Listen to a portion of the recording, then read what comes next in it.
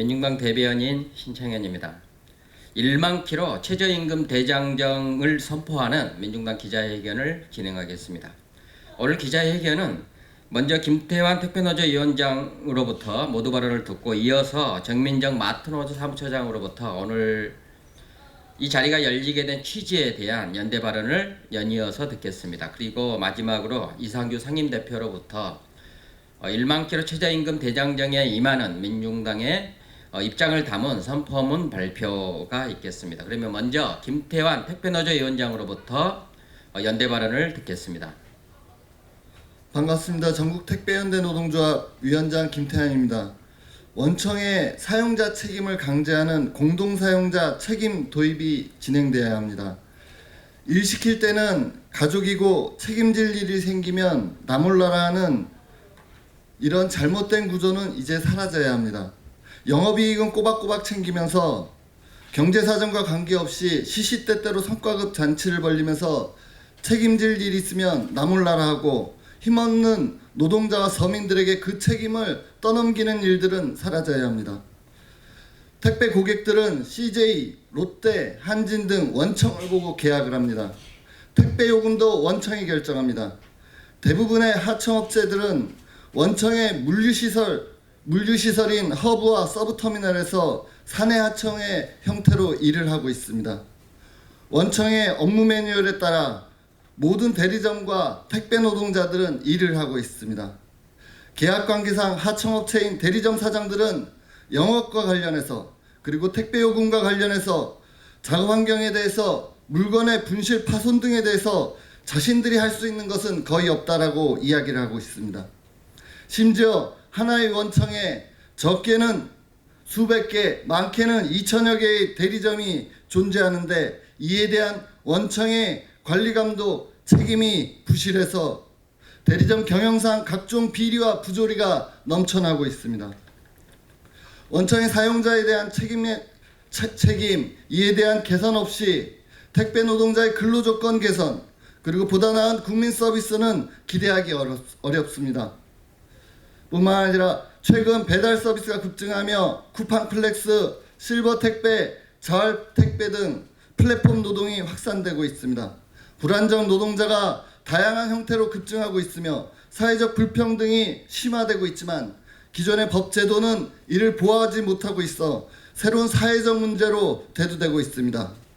원청의 책임성과 더불어 노동 조건에 영향을 미치고 그를 통해 이익을 보는 다수의 사용자를 찾아 노동법상 책임을 부과해야 합니다.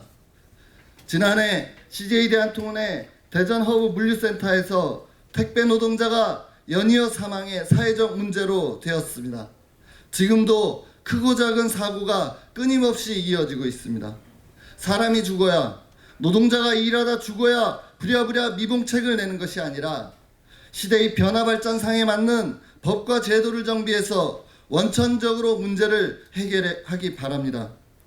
공동사용자 책임을 법에 명문화해서 진짜 사장인 원청이 영업이익만 챙기는 것이 아니라 그에 응당한 책임도 질 수 있도록 제도가 정비되길 바랍니다. 감사합니다. 네, 반갑습니다. 저는 마트 산업노동조합 사무처장 정민정입니다. 저는 마트 노동자입니다. 저희 마트 노동자들은 10수년을 일해도 최저임금 노동자의 삶을 벗어날 수가 없습니다. 매년 임금이 오르지만 최저임금 수준 그 정도만 오를 뿐입니다. 대형마트는 빅3라 불리우는 이마트, 홈플러스, 롯데마트가 장악하고 있습니다. 이들은 재벌 기업이거나 대기업입니다. 회사는 대기업인데 그곳에서 일하는 저희 마트 노동자들은 최저임금 노동자입니다. 금융감독원 전자공시 시스템에 공시된 2018년 이마트 사업 보고서에 따르면 정용진 부회장은 지난해 이마트에서 36억 원에 넘는 보수를 받았습니다. 그리고 그중 이제 급여로만 20억 가까이를 받고요. 상여로 16억을 받았습니다. 정용진 부회장의 부모인 정재은 명예회장과 이명희 회장도 각각 31억을 받았습니다. 정용진 일가 세 사람이 한 해 이마트에서만 받은 급여가 무려 97억입니다. 이마트 주식 배당금은 포함하지도 않았습니다. 심지어 정용진 부회장은 이마트에서 어떠한 직책도 맡고 있지 않습니다. 그저 재벌 오너 일가이기 때문에 수십억을 받은 것입니다. 97억 원을 최저임금 노동자가 모으려면 462년 동안 175만 원을 쓰지 않고 고스란히 모아야 합니다. 이런 사회가 어떻게 정상적인 사회일 수 있겠습니까? 마트 현장에서는 저임금에 늘 인원 부족으로 강도 높은 육체노동과 감정노동에 시달리고 언제 강제 발령이 날지 계약 종료가 될지 모르는 고용 불안에 떨고 있습니다. 이제 재벌 일가는 배부르고 노동자는 가난할 수밖에 없는 구조를 바꿔야 할 때입니다. 1만 킬로 최저임금 대장정에 마트 노동자들도 함께하겠습니다. 감사합니다. 예, 민중당이 최저임금 대장정 1만 킬로 이 대장정에 나서는 이유에 대해서 말씀을 드리겠습니다. 민중당이 오늘부터 최저임금 논의가 마무리되는 시점까지 1만 킬로 대장정에 돌입합니다. 전국을 순회하면서 노동자들의 최저임금 투쟁을 지원하고 함께 하겠습니다. 을들 간의 갈등을 부추기는 재벌과 보수 세력에 맞서 싸우겠습니다. 지금 최저임금은 악마화되었습니다.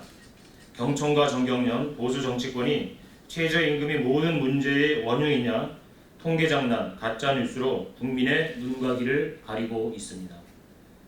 자신들은 뒤로 숨고 정말 힘들고 어려운 중소영세 자영업자들을 앞세워 을들 간의 갈등을 부추기고 최저임금을 공격합니다. 민중의 삶을 책임져야 할 정부는 재벌 눈치 보며 뒷걸음치고만 있습니다. 문재인 대통령 최저임금 1만 원 공약하고 첫해 16.4%를 인상해서 노동자들의 희망을 안겼습니다. 하지만 최저임금 인상도 소득 주도 성장도 이제는 오간데 없습니다.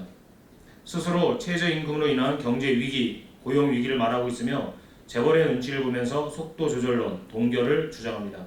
청와대, 정부, 집권 여당이 힘 한번 제대로 못 쓰고 재벌 대기업과 경제단체들의 일방적 주장에 편승하고 있는 겁니다. 최저임금이 아니라 재벌 1% 극소수가 부를 독점하는 경제구조를 바꿔야 합니다.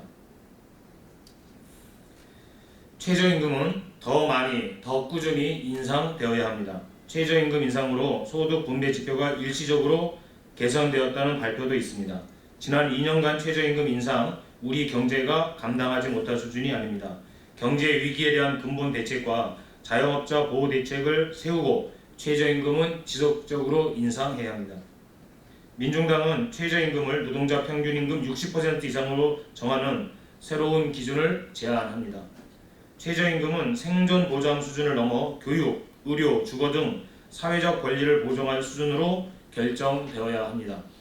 최저임금 결정 기준을 근로자 평균 임금의 60% 이상으로서 근로자 및 그 가족의 인간다운 생활을 위한 비용으로 규정하고 비혼 단신 1인 생계비로 되어 있는 기준을 가구당 생계비로 변경해야 합니다. 민중당은 일하는 모든 사람들의 최저소득을 보장할 새 노동정책 입법 청원 운동도 진행하겠습니다. 공동사용자 책임 도입으로 재벌과 원청, 프랜차이즈 가맹본부 등 내 월급과 내 노동을 결정하는 데 영향을 행사하는 모든 사장이 교섭장에 나오도록 해야 합니다. 정규직 중심의 고용보험을 일하는 사람 모두를 위한 노동보험으로 확대해야 합니다. 특수고용 노동자, 무급 인턴, 교육생, 수습생, 플랫폼 노동자 등 모든 노동자의 노동기본권을 보장하겠습니다. 민중당이 1만 킬로 최저임금 대장정으로 사그라지고 있는 최저임금 인상에 대한 열망에 다시 불을 붙이겠습니다. 노동자 민중의 삶을 지키고 스스로 쟁취할 수 있도록 최저임금 노동자들과 함께 싸워 나가겠습니다. 감사합니다.